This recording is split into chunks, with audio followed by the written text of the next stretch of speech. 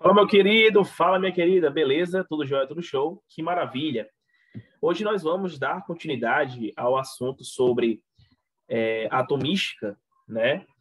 E aí, esse assunto é muito importante para que a gente possa trabalhar especificamente um dos assuntos que mais caem nos vestibulares particulares, né? Nas faculdades particulares. E, se a gente for observar bem, o assunto atomística é muito importante para que a gente possa aí fundamentar bem, porque essas questões são muito comuns em caírem nessas provas, tá? Então, vamos pegar uma questãozinha bem recente da Unifor, 2018, não vamos demorar muito, vamos dar continuidade.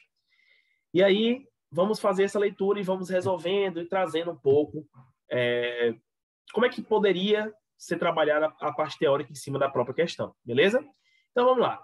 O modelo atômico de Rutherford foi fundamentado nas observações do experimento em que uma fina lâmina de ouro, com mais ou menos aí 0,0001 milímetro de espessura, foi bombardeada com partículas alfas emitidas pelo polônio contido no interior de um bloco de chumbo, provido de uma abertura estreita para dar passagem às partículas por ele emitidas. Envolvendo a lâmina de ouro, foi colocada uma tela protetora revestida de sulfeto de zinco, conforme figura abaixo. Então, se você for observar bem, você vai ter nada mais, nada menos o esquema de que Rutherford fez para que ele pudesse descobrir o formato, né, que ele trabalharia exatamente o seu modelo atômico. Se você observar bem e lembrar, né, o modelo atômico ele passou por diversas transformações. Né? Começou lá com o Demócrito e Leucipo, que nada mais, nada menos eram dois filósofos que estavam tentando descobrir qual seria a menor partícula do universo, que no caso eles fizeram vários experimentos, trabalharam de diversas formas, e se for observar bem, a gente pode analisar que eles chegaram a uma conclusão que a partícula menor possível daria o nome de átomo. Aí depois passou por Dalton, passou por Thomson, chegou até Rutherford, que no caso é o que a própria questão fala, e depois chegou até Bohr. Mas aí, o nosso foco vai ser Rutherford. Rutherford criou exatamente o modelo atômico que ficou mais conhecido popularmente como o quê? Como o modelo planetário, em que esse modelo continha um núcleo positivo, se você for observar, e o elétron, ele passava ao redor desse núcleo de diversas formas, né? Dando aí uma ideia de órbitas mesmo, né? Que os planetas em si circundam ao redor do Sol. Se você for observar bem, esse próprio modelo foi refutado, né, por Bohr, acrescentando e dando mais algumas ideias para que esse modelo pudesse ficar bem mais aprimorado, né, bem mais tranquilo e melhorado. Só que aí, se a gente for observar bem, é importante que a gente saiba que o seu experimento ele conseguiu derrubar, né, a ideia de Thomson, né? Thomson falava que o átomo ele tinha uma esfera maciça, que tinha uma carga positiva, a própria esfera, e tinha incrustada, né, exatamente próxima a esse meio, né, exatamente partículas negativas. E não existia espaços vazios para que pudesse acontecer aí, de certa maneira, uma passagem de luz ou uma passagem de emissão. E aí, a ideia primordial, né, de Rutherford, juntamente com seus alunos, era trabalhar e entender se, pela lâmina de ouro, as emissões, né, as partículas alfas, poderiam passar por meio dessa lâmina de ouro, né? Porque já que Thomson falava que não existia espaços vazios, né, no átomo, provavelmente nada passaria por essa lâmina de ouro. Mas aí, vamos dar continuidade à nossa leitura para que a gente possa entender aonde ele quer chegar. Observando as cintilações, quando você fala a palavra cintilação, você fala de alguns pingos de luz, né? Alguns pontos de luz que estavam aparecendo aí na própria lâmina, né, de sulfeto de zinco. Então, observando as cintilações da tela revestida de sulfeto de zinco, Rutherford verificou que muitas partículas atravessavam a lâmina de ouro sem sofrer desvio e que poucas partículas sofriam desvio. Então, ele percebeu que sim, existia espaços vazios no átomo, né? O átomo composto por seu núcleo e os espaços vazios era por onde passava basicamente os elétrons, né? Que nós chamamos de eletrosfera. Então, se você for observar bem, né, se você for analisar bem, vamos ver o que as alternativas vão falar a respeito do experimento de Rutherford, né? De acordo com o experimento do Rutherford, está correto o que se afirma em. Então, vamos lá. Alternativa A.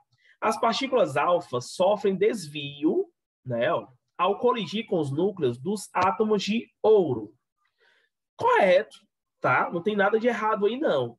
Até porque o núcleo do átomo de ouro, nada mais nada menos, era positivo. E aí, era positivo não, né? É positivo ainda. E aí, como as partículas alfa, elas são positivas, tá? O positivo com o positivo, ele não tem a tendência de ficar unido ao outro, né? A tendência é repelir. Isso aí, se você observar, você consegue perceber tranquilamente que a alternativa A seria a alternativa correta. Vamos ver por que as outras alternativas não são corretas, né? Vamos observar, vamos analisar, né?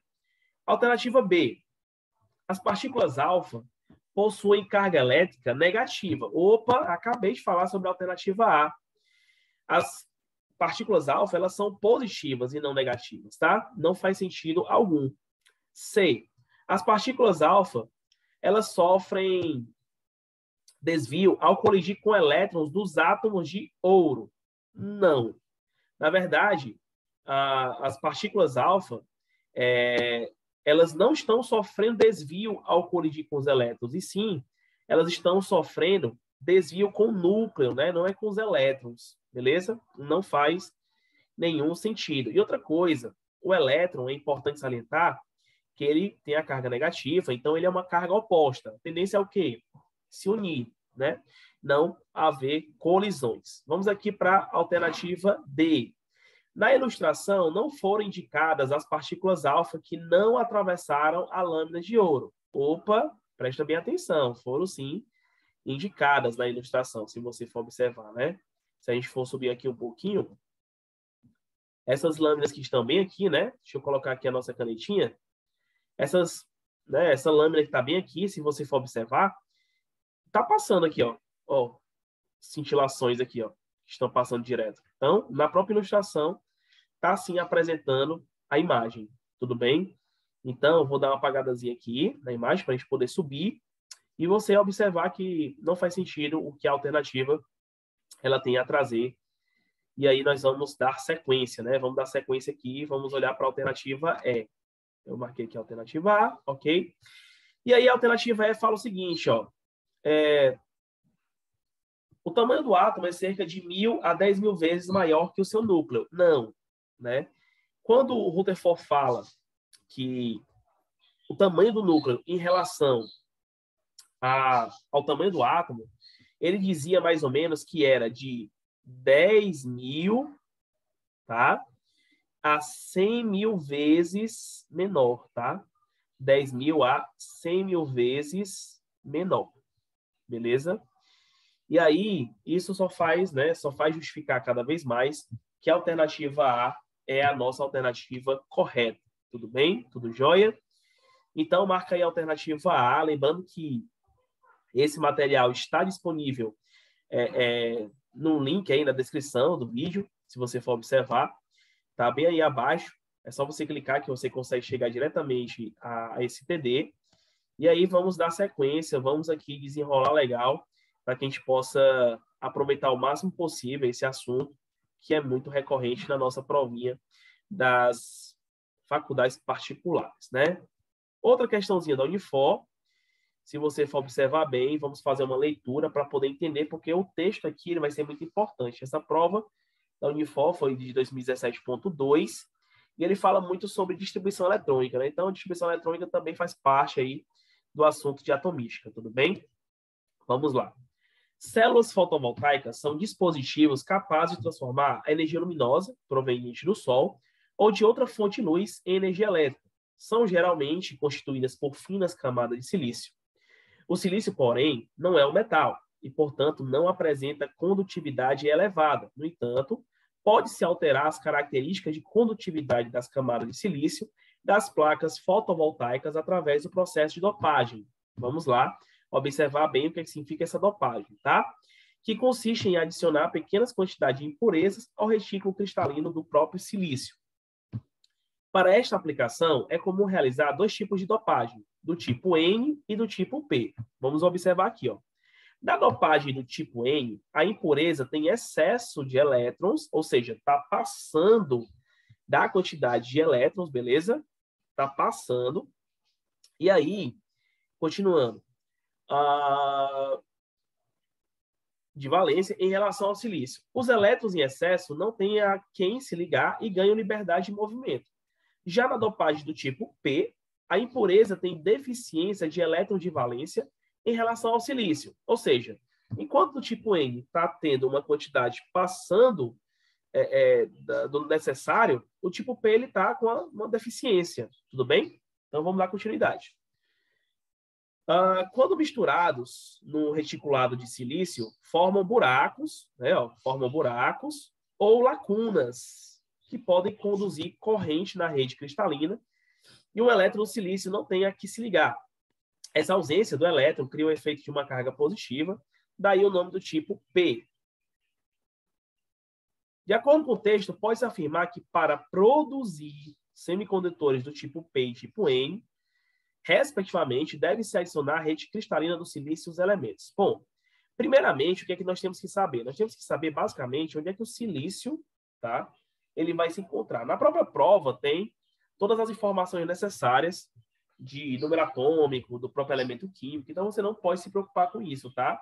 Mas se a gente for fazer a distribuição eletrônica do silício, ele faz parte do grupo 14, tá? Ele faz parte do grupo 14. E aí, se você for observar, vamos aqui para o nosso silício e fazer a sua distribuição eletrônica. O silício, ele vai ter o número atômico 14, tá? Se você for fazer a distribuição eletrônica dele, vai dar o seguinte: 1s2, 2s2, 2p6, 3s2, né? Dando sequência.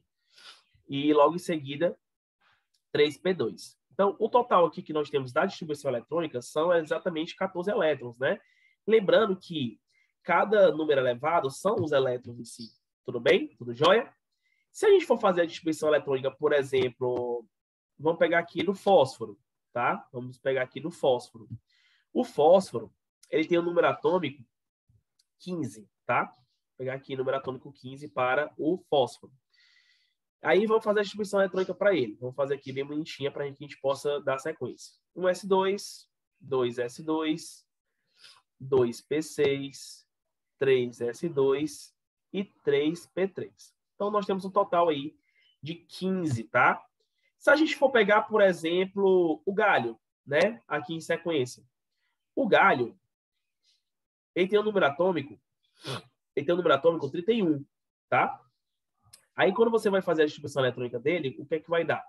Vai dar 1s2, 2s2, 2p6, 3s2, logo em seguida, 3p6, depois 4s2, 4s2, depois 3d10, depois 4p1. Nós vamos ter um total exatamente aqui de 31 elétrons, que vai corresponder exatamente ao número atômico do próprio elemento.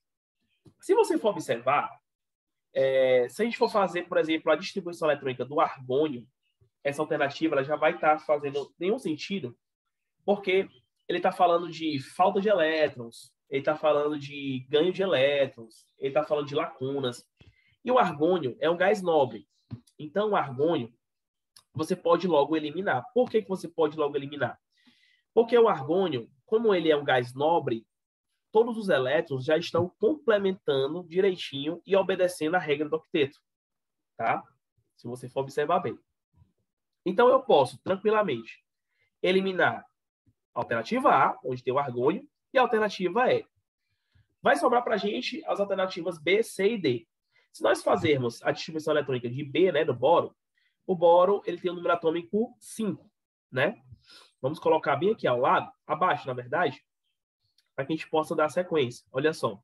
1s2, né? 2s2 e 2p1.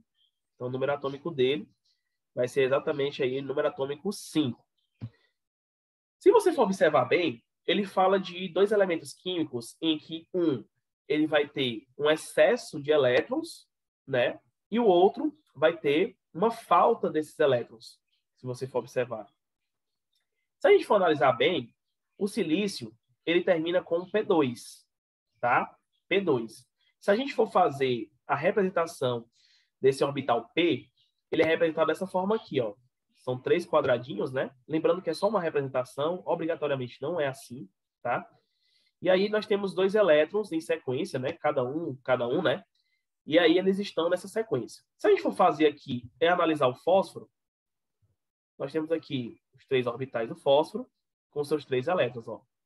Se você for analisar bem, o fósforo, ele tem orbitais aí semi-preenchidos, né? Todos eles. E logo em sequência, se você for ver o gálio, ó, em sequência, você vai analisar bem e vai ver que só tem apenas um elétronzinho no bloco P. Se você for observar bem o fósforo em relação ao silício, ele está com uma espécie de excesso. Como assim excesso?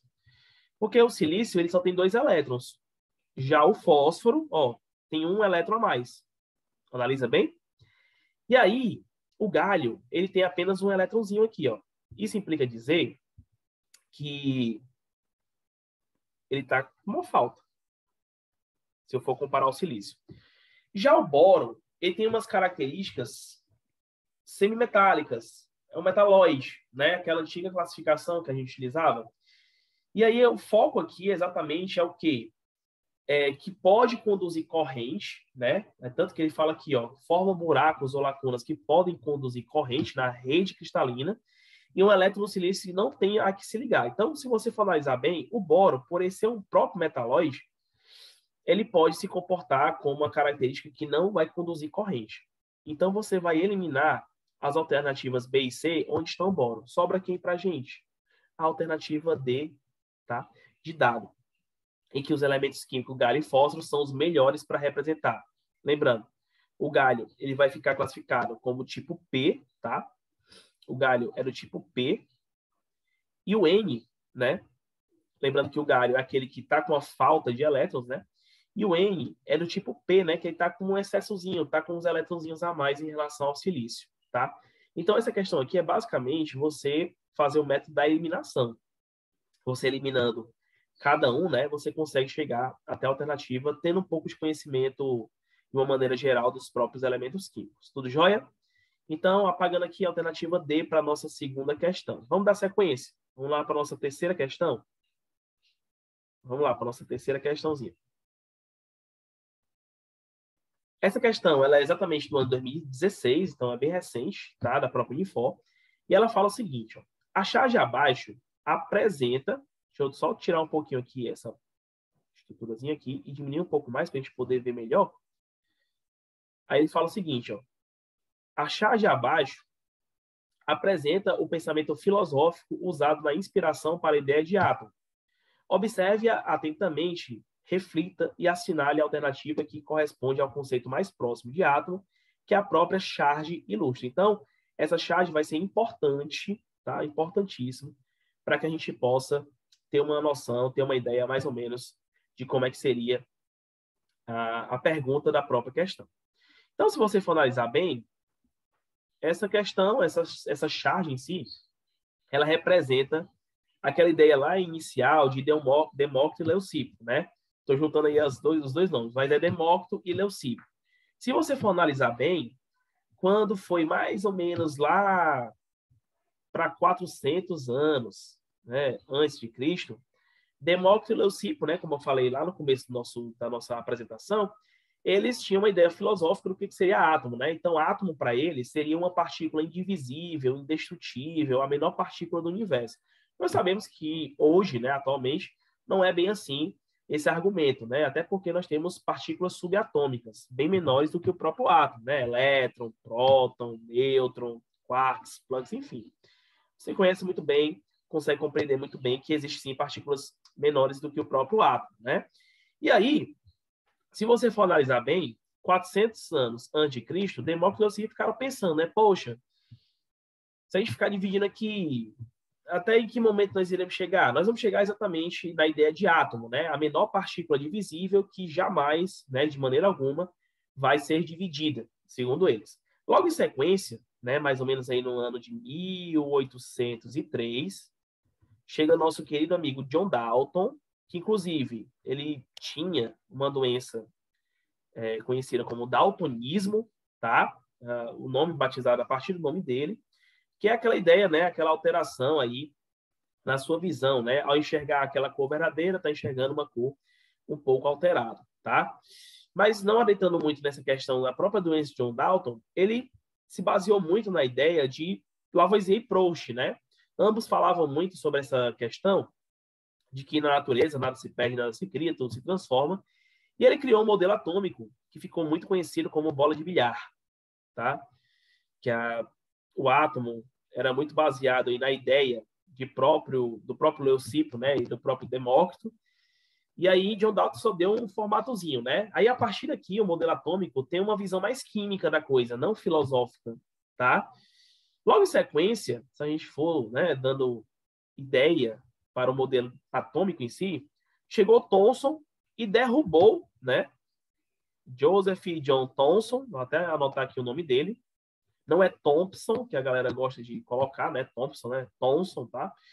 E aí, simplesmente, ele derrubou a ideia dessa questão indivisível, quando ele fez seu experimento com a ampola de Crookes, que exatamente apresentou aí, né, a característica do próprio elétron. Então, ele desenhou um modelo atômico em que seria mais ou menos uma esfera maciça, né? Uma esfera positiva, e incrustada essa esfera existia cargas elétricas, né? Que são batizados e conhecidos por elétrons. Logo em seguida, veio o nosso querido amigo Ernest Rutherford, tá? Que a gente até resolveu na nossa primeira questão. Rutherford, né? E aí, ele, trabalhando com seus alunos, propôs uma ideia de modelo atômico muito parecido com o modelo planetário, né? Que o núcleo, através do seu experimento, era carregado positivamente e os elétrons circundavam ao redor desse núcleo, que ficou mais ou menos conhecido como eletrosfera. E aí, Bohr veio complementar toda essa ideia, veio dar uma apresentação mais interessante, o nosso Niels Bohr, tá?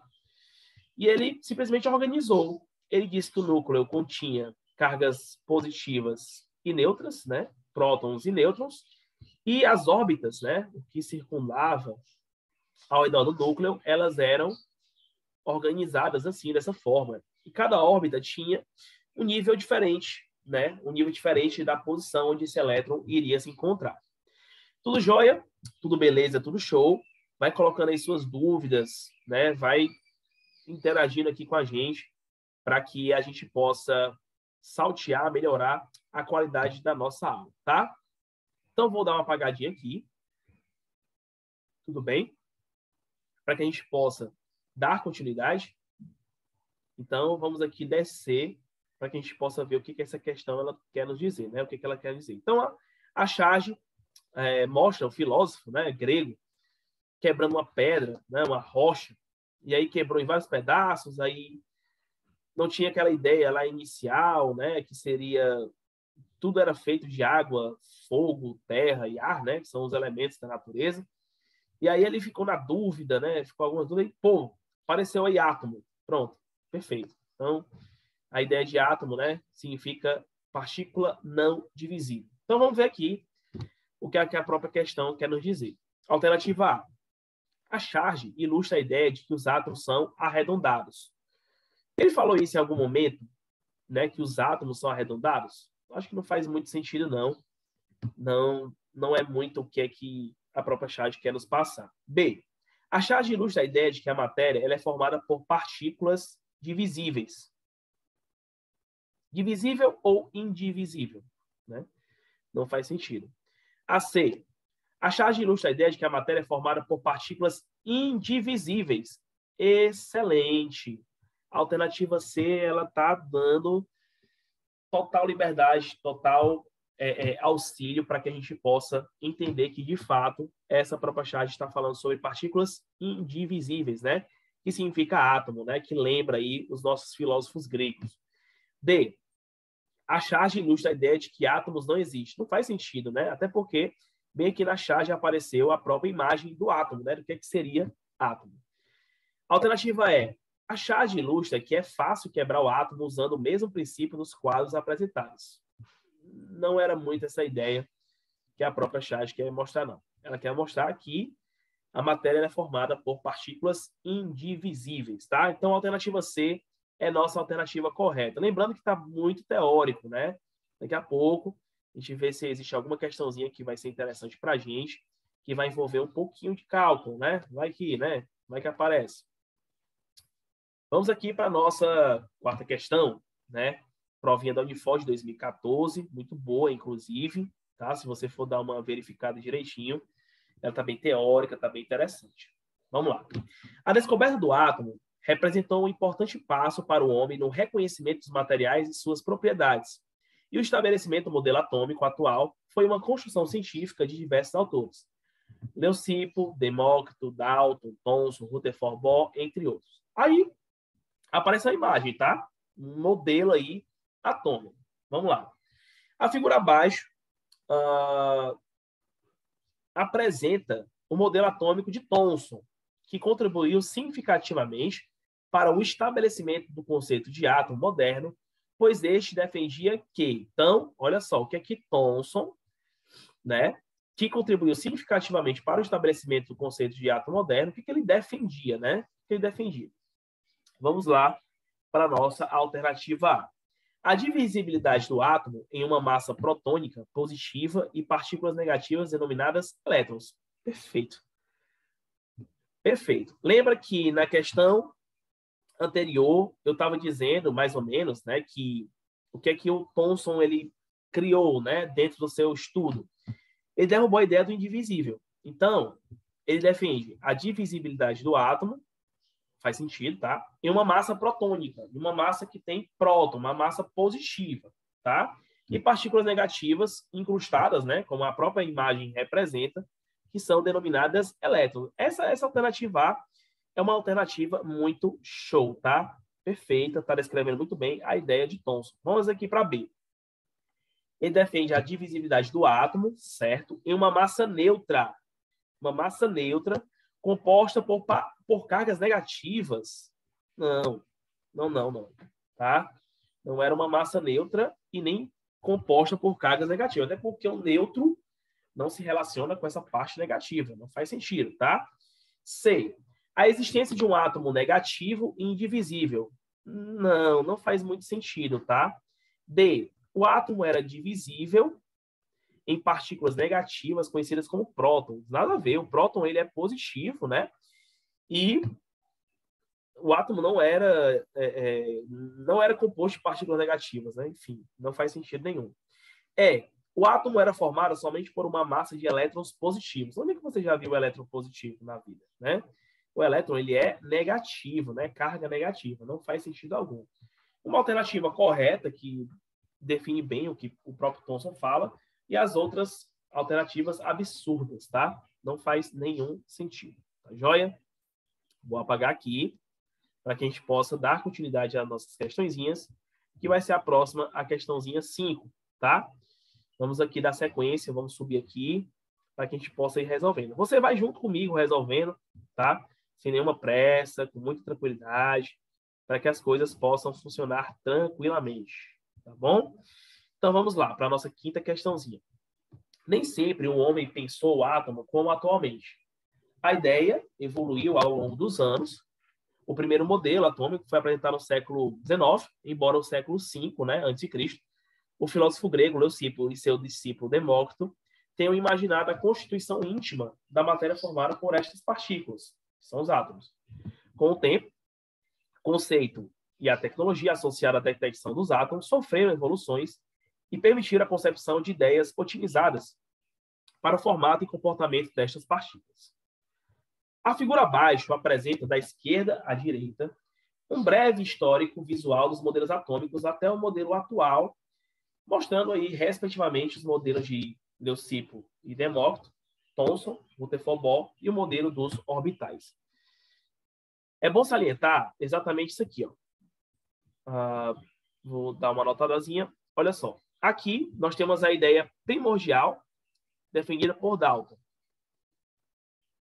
Logo em sequência, nós temos aqui a defendida por Thomson. Depois, nós temos a ideia de Rutherford Bohr.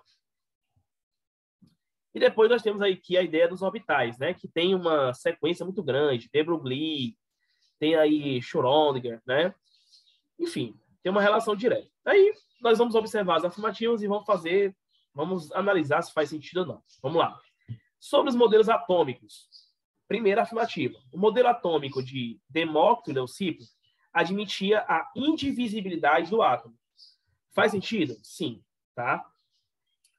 Demócrito e Leucipo, desde o começo, como foi apresentado para você, eles tinham a ideia da indivisibilidade do átomo, né? O átomo era indivisível, tá bom? Então faz sentido.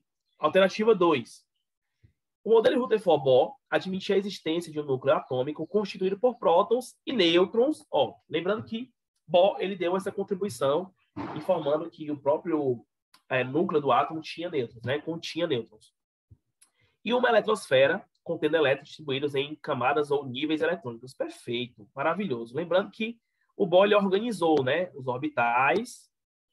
Tá, desenho não tá essas coisas todas, mas cada orbital ele tinha exatamente uma letra específica, né? Começando pelo K, aí depois L, M, aí depois N, O, P, Q. Exatamente 7 orbitais, 7 camadas, tá? Então, o 2 está corretíssimo. Bom, a gente já pode matar a própria questão, né? Que vai ser a alternativa A.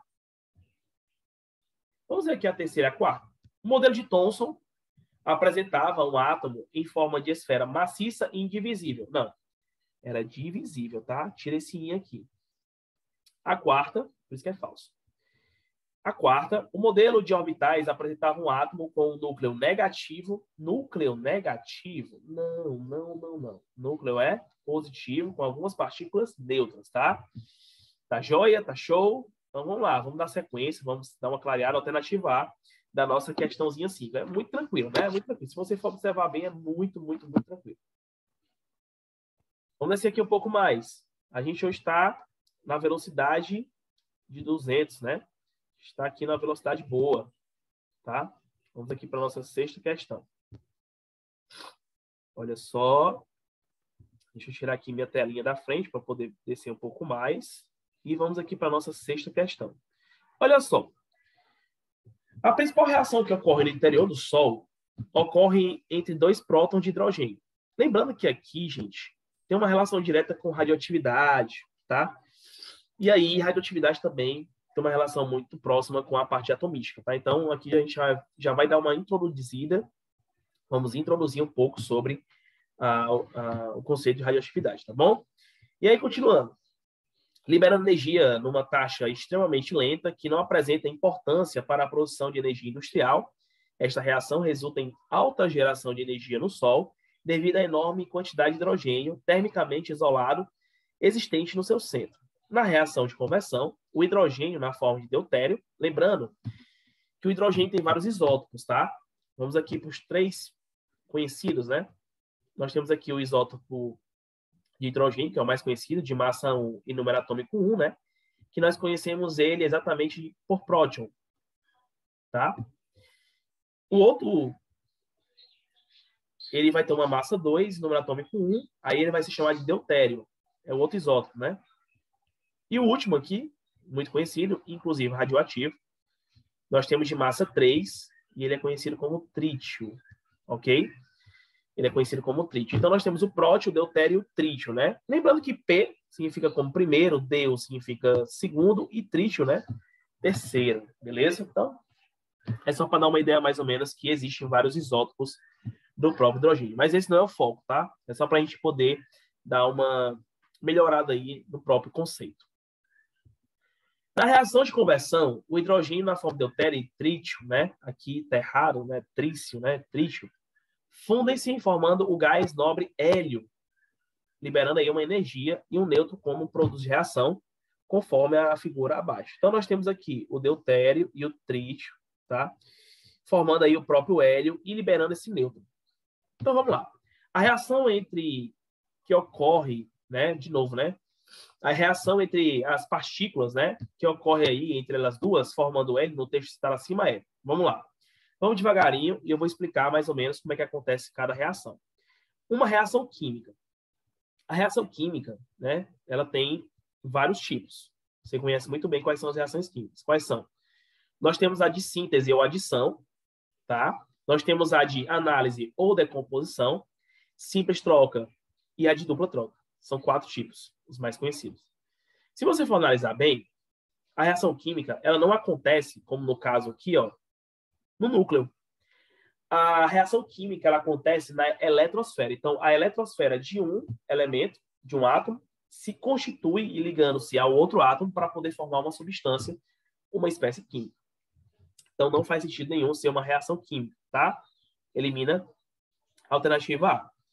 Bom, uma reação físico-química. Uma reação físico-química, ela tem uma relação direta com reação reversível ou irreversível.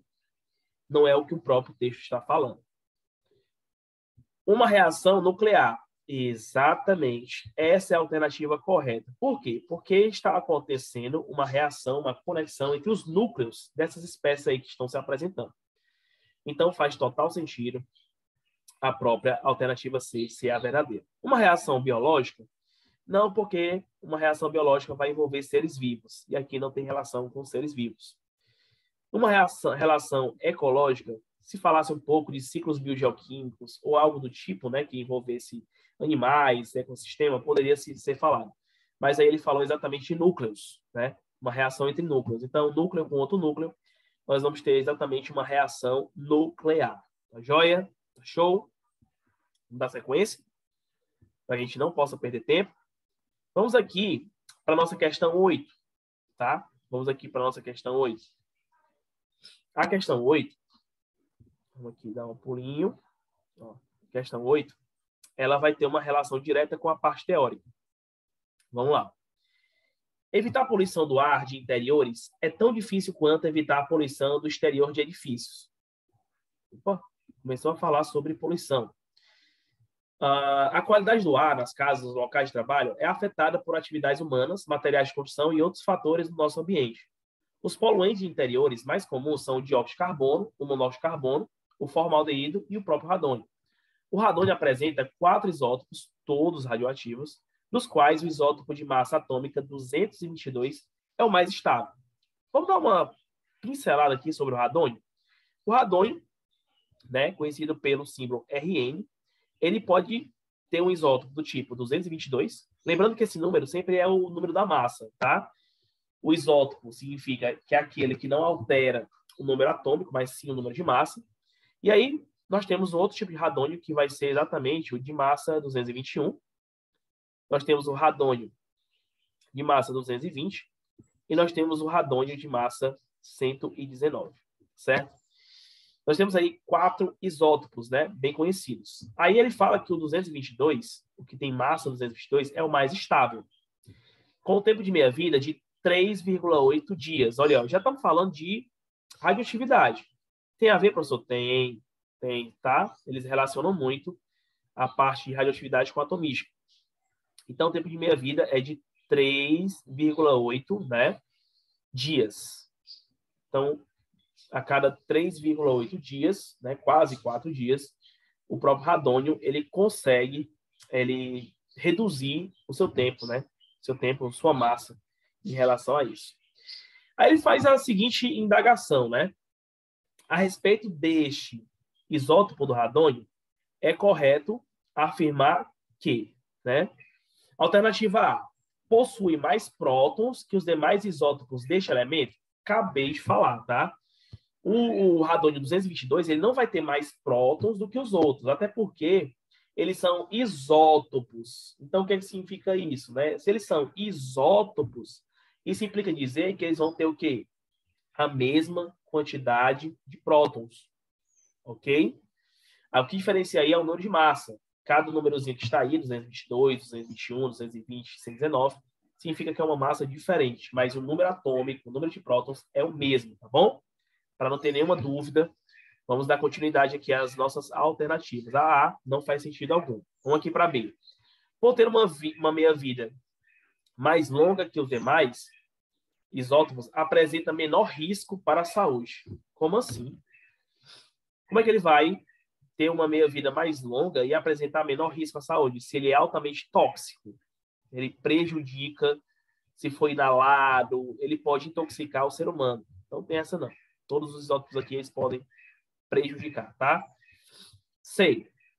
Após 7,6 dias, a massa de uma amostra de radônio 222 se reduz à metade de seu valor inicial. Espera aí, vamos lá.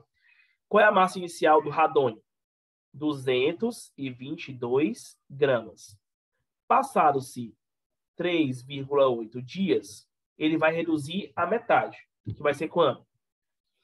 111 gramas. Passados-se mais 3,8 dias, ele vai reduzir-se a 55,5... Opa, perdão. Deixa eu só fazer uma correçãozinha aqui, tá? 55,5 gramas.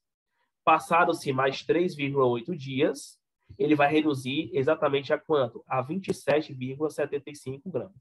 E a cada 3,8 dias, ele vai reduzindo-se à metade. Então, não tem para onde correr. Não tem para onde correr. Se eu for pegar aqui, como ele está falando a questão, após 7,6 dias, a massa de uma amostra de radônio se reduz à metade do seu valor inicial, está errado. Ele se reduz à metade do seu valor inicial, tá? Se fosse de 222 gramas a 111. Ele só precisaria reduzir a metade da massa inicial se passasse 3,8 dias. 7,6 dias seria a soma de 3,8 dias mais 3,8 dias. Aí daria um total de 7,6 dias. Se você analisar bem, se passar 7,6 dias, ele chega a uma massa de 55,5 gramas. Beleza?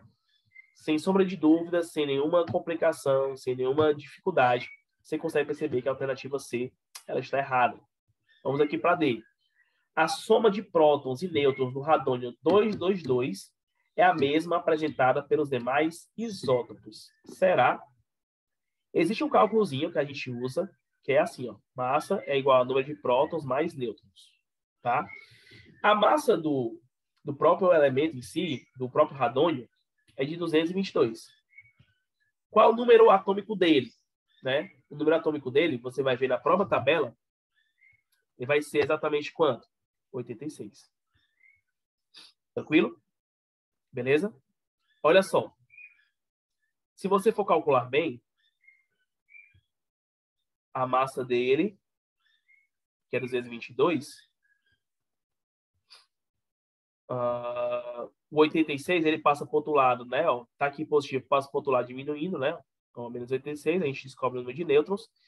E aí, se você for analisar bem, o número de nêutrons que vai dar para ele é exatamente, se eu for pegar 222 menos 86, vai dar 136, tá? O número de nêutrons do 222, do radônio 222, é 136. Só que aí, se você for fazer um cálculo do radônio 221, que é o próprio isótopo, né, do radônio, vai dar um valor de número de nêutrons diferente. Basta você jogar para a fórmula.